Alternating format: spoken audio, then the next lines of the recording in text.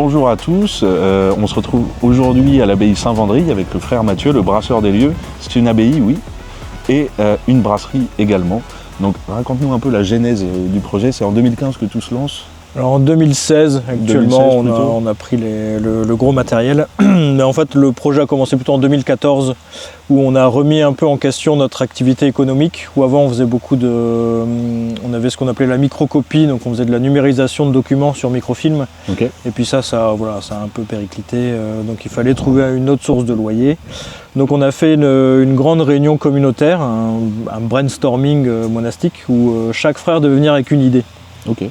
Donc on a fait un tour de table et donc on a commencé à proposer une boulangerie, une confiserie, une ciergerie, un jardin potager, une brasserie notamment, parce qu'un frère a remarqué qu'il y avait une frise de houblon dans le cloître qui pourrait potentiellement témoigner du passé brassicole de notre abbaye. Et après c'est vraiment le fruit du hasard, ou plutôt la providence de Dieu, après suivant chacun ses croyances. Oui. Mais 2 jours après, le père abbé part en mission en Angleterre, et sur le bateau il rencontre une personne qu'il connaissait via une association pour Jérôme Lejeune, qui habite en Angleterre et qui brasse sa bière. Donc en fait ils se rencontrent et puis voilà, ils se donnent des nouvelles, et la personne en question dit moi j'habite en Angleterre, je brasse ma bière. Du coup le père abbé ouvre des grands yeux, dit c'est pas plus tard qu'hier on a parlé d'ouvrir une brasserie, est-ce que tu peux m'en dire plus, etc.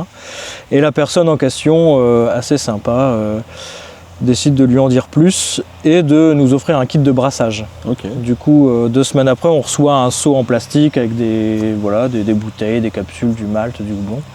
Donc on commence comme ça. Le père abbé confie ça au frère Christian, avec qui je travaillais à l'époque. Et donc on commence à brasser les premières bières en kit. Donc on fait deux brassins qui étaient pas extraordinaire non plus, mais les premiers en général. Voilà, et puis surtout on touche à rien, on verse une boîte de conserve, on rajoute de la levure, etc.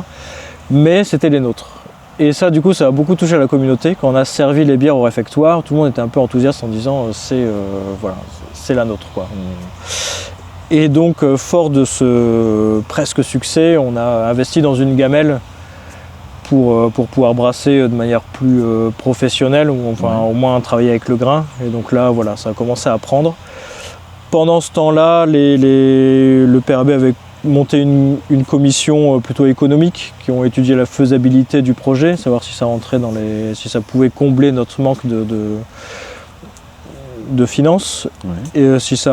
Et puis nous, côté brasseur, on est parti se former donc, au lycée agricole de Douai, au Lecta. Et on a vu que du coup la journée de brassage pouvait s'intégrer dans la journée monastique. Oui, c'est pas trop compliqué. Alors c'est un peu compliqué. Enfin, du coup, la règle de Saint-Benoît prévoit que si le frère ne peut pas retourner à l'église pour dire l'office, il ne laissera pas passer les offices, il les dira sur place, là où il est. Donc voilà, c'est ce qu'on a décidé de faire. C'est une activité qui permet quand même d'avoir un peu de temps pour lire, un peu le matin, pour l'infiltration, etc. Oui. Donc, et puis voilà, qui laisse du temps aussi pour dire l'office. On arrive à se dégager 5-10 minutes par-ci par-là pour dire l'office. Donc ça, c'est possible. Donc voilà, à partir de là, on a fait la formation. Nous, brasseurs, on trouvait qu'on n'avait pas de bons retours sur nos bières. J'entends pas parce qu'elles n'étaient pas bonnes, mais parce que les gens voulaient être sympas, donc ils nous disaient toujours qu'elles étaient très bonnes. Donc on voulait avoir un regard un petit peu plus critique sur ce qu'on voulait faire. Et on a rencontré Nicolas Rosa, qui était à l'époque malteur chez Soufflé. Donc qui lui nous a un peu aidés. Et puis au bout d'un moment, je lui ai demandé est-ce que tu pourrais pas nous former un peu à la dégustation pour un peu critiquer les bières. Donc il me répond gentiment que lui il sait pas, mais qu'il connaît quelqu'un qui peut le faire. Donc il appelle Hervé Marziou, qui vient nous former à la dégustation ici pendant 2 jours. Donc on a monté une équipe de dégustation, on était 6 frères. Et voilà, le but du jeu c'était d'écrire le cahier des charges de la bière Saint-Vendry. Parce qu'on ne voulait pas que ce soit la bière d'un seul frère, mais vraiment la bière de toute la communauté, donc impliquer le plus de frères possible.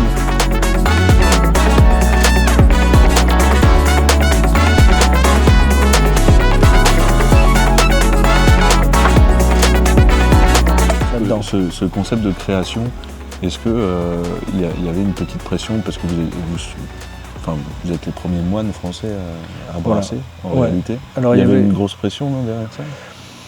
Ouais, je pense quand même il y avait une petite pression, je ne vais pas dire une grosse pression, mais après il faut un peu rééduquer le consommateur en disant pierre d'abbaye, ça ne veut pas dire trappiste. Oui. Et parce que les gens pensent bière d'abbaye trappiste belge. Oui. Nous on voulait vraiment refaire une bière française, donc un peu moins sucrée, un peu moins alcoolisée, etc.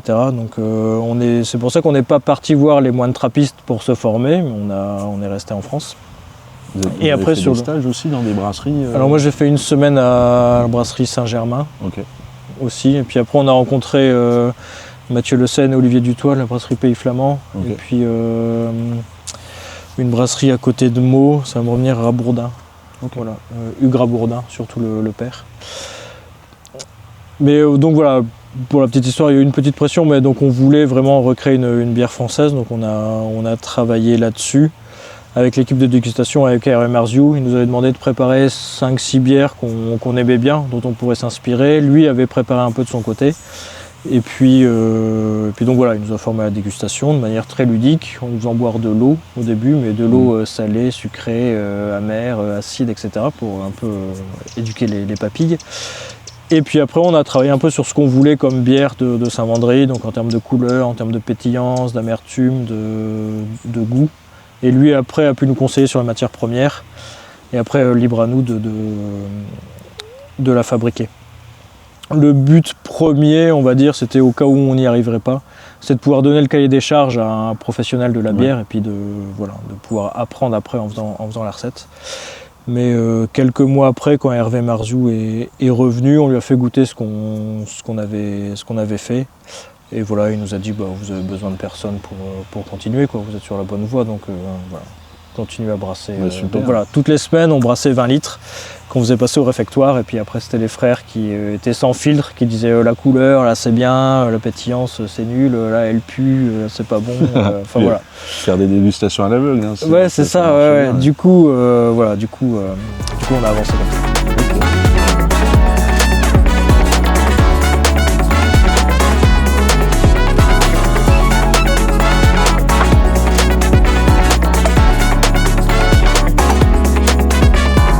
Aujourd'hui, donc, vous avez monté donc, la première recette, et après il y en a eu 3 autres, c'est ça? Après là on a 3 bières permanentes, c'est ça. Donc la première recette, la Saint-Vendry, on va dire que c'est 60% de notre production. Ouais. On va dire on fait peut-être un petit peu moins, enfin on fait 20 fermenteurs. La Saint-Vendry, de manière assez rapide, on aime bien dire qu'elle a la couleur d'une ambrée mais la fraîcheur d'une blonde. Parce que du coup on a mis un peu de caravienne dedans, on travaille beaucoup avec le palal pils aussi. Le caravienne qui apporte un petit côté toasté intéressant. C'est ça, toasté, et puis même à manger comme ça, le grain, il a un petit goût de chocolat qui est surprenant. J'aime beaucoup les graines. Donc du coup on a travaillé un peu ça.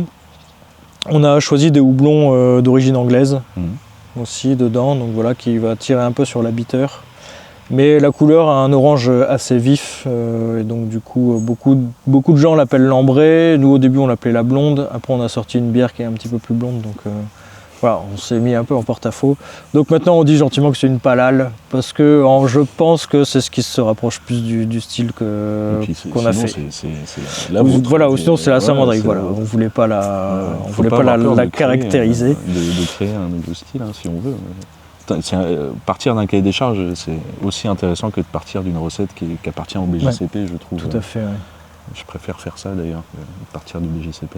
Ouais. Beaucoup plus gratifiant le résultat derrière, de se dire c'est moi qui l'ai conceptualisé, la texture, la mousse, la couleur. Donc voilà, après c'est une bière qui est plutôt très équilibrée, assez classique, donc équilibrée entre le malt et le houblon, un peu de levure, mais voilà, ça reste une bière... je ne vais pas dire passe-partout, mais voilà, assez large en termes de public, avec quand même une grande amertume. Ça, c'est quelque chose où on était un peu attaché pour se différencier un peu d'autres brasseurs, de rajouter un peu l'amertume, qui commence à revenir. Aussi. Alors, levure de type belge, type abbaye, assez costaud. Enfin, on voulait quelque chose qui atténue beaucoup. Au début, on n'était pas parti sur cette levure-là. Alors là, après, c'est un peu technique, mais on avait des problèmes d'atténuation avec la S04. Et donc du coup on a changé de levure pour avoir un truc un petit peu plus sec. L'atténuation était trop faible ou trop élevée? Trop faible. Trop faible.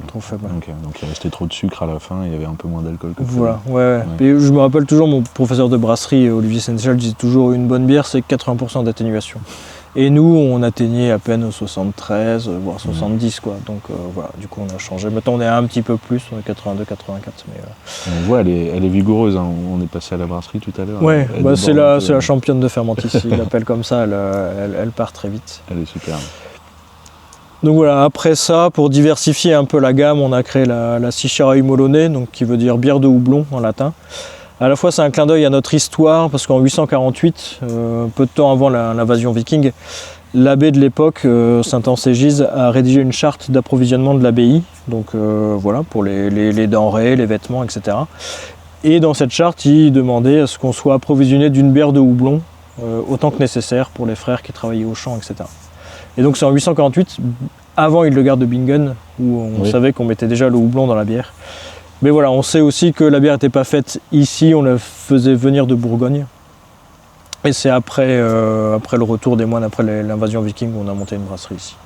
Mais donc voilà, la Sicera Imolone, c'est... Il y a vraiment eu une brasserie. Il y a vraiment eu une brasserie ici, on a des traces sur un plan du XVIIe siècle. Okay. Et donc voilà, donc la Sicera Imolone, elle, on met 40% de blé dedans, donc c'est plutôt une blanche, mais elle a la couleur quand même blond soutenu.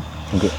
Et houblon alsacien. Et puis après on a créé la Scotici Generis, donc ça veut dire d'origine irlandaise, parce que les Scots sont les Irlandais. Là aussi, c'est un petit clin d'œil à notre histoire. Saint-Vendry, quand il a fondé en 649, voulait aller en Irlande, se mettre à l'école de Saint-Colomban, qui dans la biographie latine, ils écrivaient latin à l'époque, il qualifiait Colomban de Scotici Generis, donc de la noble race des Scots. Voilà. Et donc là, du coup, c'est une bière noire. Voilà. On a eu beaucoup de mal à la mettre, à la designer. Enfin, on la faisait en 20 litres, ça marchait très bien. Puis la première filtration qu'on a fait sur 10 hectos, voilà, ça a pris 8 heures. Donc voilà, on a compris qu'il fallait un peu trouver des astuces. Donc voilà, là on a appelé quelques copains brasseurs qui nous ont donné des astuces. Et puis maintenant, on s'en sort un peu mieux. C'est les styles les plus compliqués à équilibrer, les bières noires, je trouve. Ouais. C'est très facile à rater. C'est tout de suite très acide, la mousse elle tient pas, c'est pas équilibré. Ouais, et puis des fois ça sent trop ou ça goûte trop le pain qu'on a oublié dans le grille-pain, donc côté carbone un peu trop fort, quoi. Ouais. Voilà. Et puis la dernière en date qu'on fait depuis maintenant 5 ans qui est née d'une collaboration avec la brasserie O'Clock, qui est l'Ortus Deliciarum. Donc on a 9 pieds de houblon dans le jardin. Et donc on fait une bière de récolte. Donc, on ira les voir après. Oui, ils sont coupés là. Là ils sont coupés. Ça y est, on a brassé fin septembre avec. Bah, mais voilà, l'idée c'est de récolter le lundi et de mettre le houblon en cuve le mardi et le mercredi.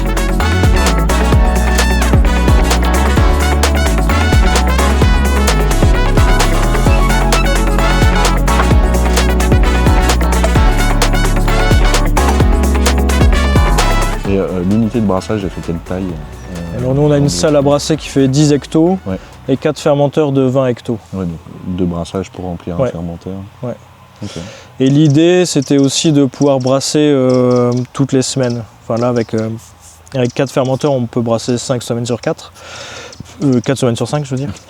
Mais voilà, l'idée c'était, nous au monastère on a un rythme très régulier sur la semaine. Donc on est de service de cuisine toutes les 3 semaines, on récite le psautier en une semaine, enfin voilà, du coup c'est très découpé sur la semaine. On voulait garder ce rythme-là pour la brasserie, donc de pouvoir, nous, voilà, on a 2 jours de brassage par semaine et une journée de sous-tirage.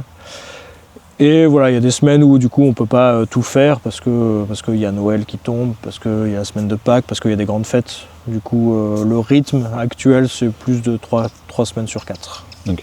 Et ça vous permet de faire combien de volume à l'année avec, Là, on fait à peu près entre 600 et 700 hectos. Oui, ça vous suffit quoi. Ouais. Là, okay. on peut pas aller, on n'arrivera pas à faire beaucoup plus. Pousser les murs, ça va être compliqué. Hein. C'est ça. Après, voilà, pour augmenter un peu la capacité, on s'est mis à faire du fût inox de 20 litres aussi. Donc là, on commence. Enfin, ça fait 1 an qu'on fait, mais on essaye un petit peu plus de lancer. Et puis là, vous allez ils sont à vous et vous allez les nettoyer vous-même. Voilà, c'est ça. Ouais. Il y a des nouvelles bouteilles aussi qui arrivent. Voilà, donc il y a des nouvelles bouteilles aussi qui arrivent. Donc on reste en format 50 centilitres. Ça, c'était un format qui nous était cher parce qu'on... C'est pas qu'on est un peu feignant, mais voilà, on a une vie monastique qui est assez réglée.